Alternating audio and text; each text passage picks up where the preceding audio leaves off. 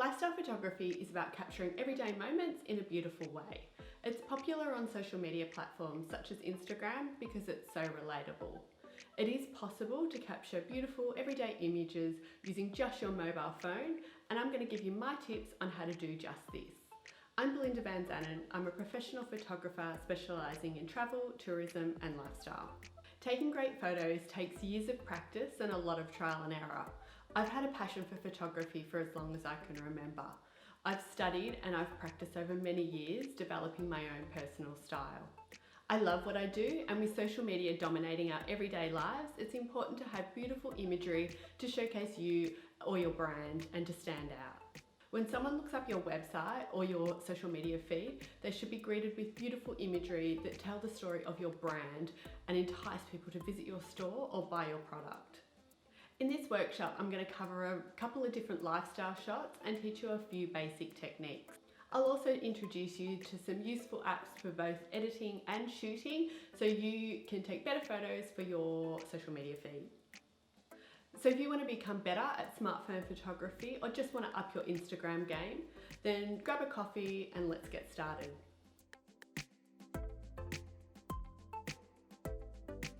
The goal of lifestyle photography is to tell the story of everyday life. Lifestyle photography falls across many different categories, but for the purpose of this workshop, we're just going to focus on a couple: food photography and what I call B-roll images, which is basically just filler images that help set the mood or the tone of your social media feed.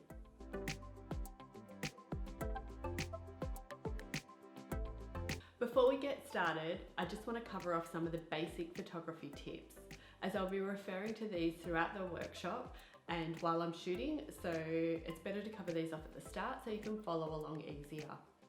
There are a few basic elements to photography that make up the shot. The first is lighting, then styling, and then composition. In order to capture a beautiful image, you really need all three of these elements to come together. Lighting is the first thing you should be looking at.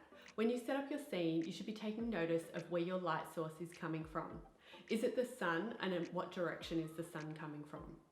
Are you in a room? Can you stand next to a large window, or are you relying solely on artificial lighting? Just remember, the better the lighting, the better the photo is going to turn out. Once you've established your light source, then you should move on to styling. So what is styling? It's basically organising the content in your photo. So for example, if you're photographing food, then it's how you style this food to make your photo look good. So styling is basically organising the content in your frame to make the subject stand out. The next step is setting the composition. Composition is essentially how the subject places in the frame.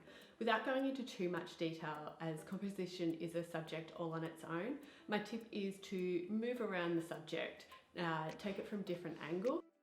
To find the best composition, make sure you enable the grid on your phone.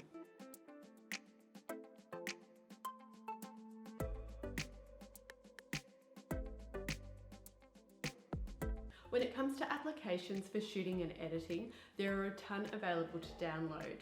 But for the purpose of this workshop, I'm just going to be using my iPhone 11 Plus and the apps that come standard with your mobile phone. I'll also touch briefly on some of the other apps.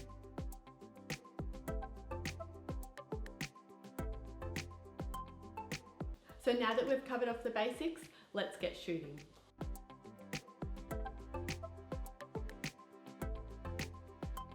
Finding a spot to shoot that complements the mood you're trying to show. I'm using natural light from a big window. I'm going to photograph a coffee, so I'm looking for props that complement or make my coffee stand out. I try to look for textures. So I'm shooting in portrait mode of the smartphone, as it gives me a bit of depth. I don't want to go too much into depth of field, as it's another part of photography that could go on for hours, and it's a subject all on its own. But the basics of it is, a shallow depth of field has the subject in focus and then transitions from sharp to unsharp gradually.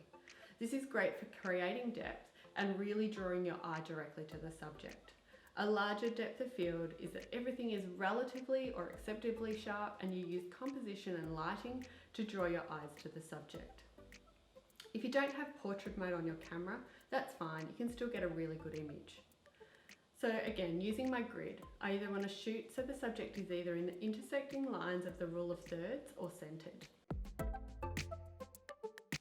There are basically two angles to shoot when shooting food. The first is directly flat, so overhead, and the second is about a 45-degree angle. So that's pretty much it for food photography.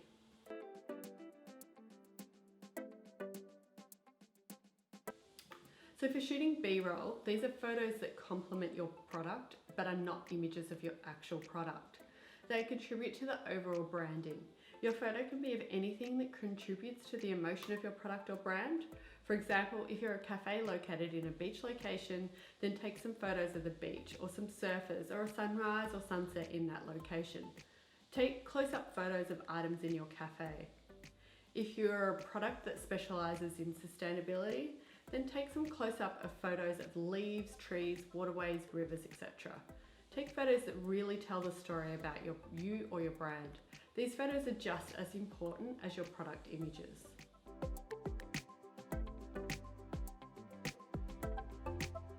So now let's get into some editing.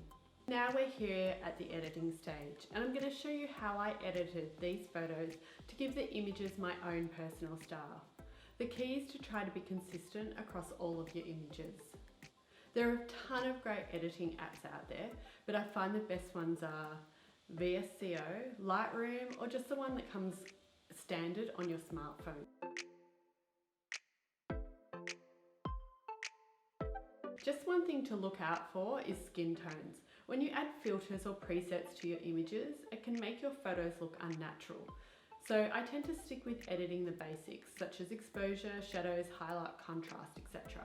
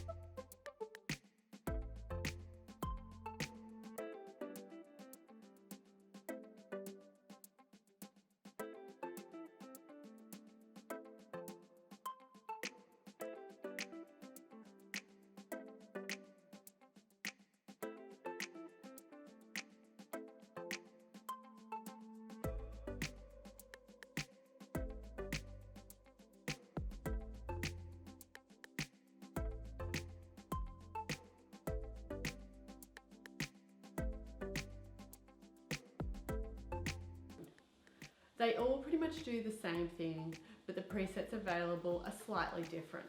The other app I use to give a bit of a cinematic look is Lens Distortion. Like many apps, you can get the paid version or the unpaid version, which has fewer elements available. Then I go ahead and take the photo to Lens Distortion, if I want to add a bit of a lens flare or something to give the image a little bit of a kick. I wouldn't do this every image, otherwise it looks fake. The key is to take a great photo at the start, and the editing is really just creating the mood.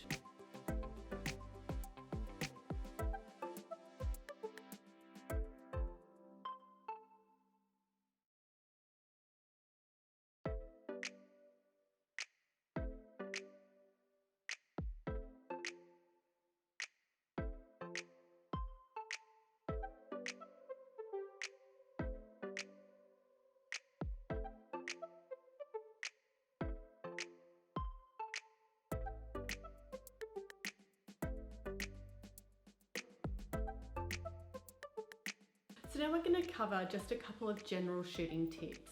It's a great idea to give your camera lens a quick wipe down so you don't have any smudges. Avoid zooming in with your fingers so you can get the best resolution possible. When shooting people, don't chop off any limbs. Look for shadows and make sure there is no shadows falling under the model's eyes. When you're shooting landscapes, always check your horizon line is straight. You can straighten this in editing by rotating and cropping, but you could end up cropping out important information, so just keep an eye on this. When you're shooting in hotel rooms or rooms in general, just shoot from a corner on a wide angle lens. This will make the room appear bigger. And remember, don't forget to shoot the detail. I know I've covered a lot, and I hope you have found this helpful in some way. I just want to say that creativity is subjective. Just like any form of art, people are drawn to love different things. So just explore your own creativity in a way that you enjoy. If you've enjoyed this workshop and found it useful in some way, please go ahead and follow me on Instagram and tag me in your photos. I'd love to see what you've come up with. Thank you for watching, and feel free to reach out on Instagram to ask me any questions.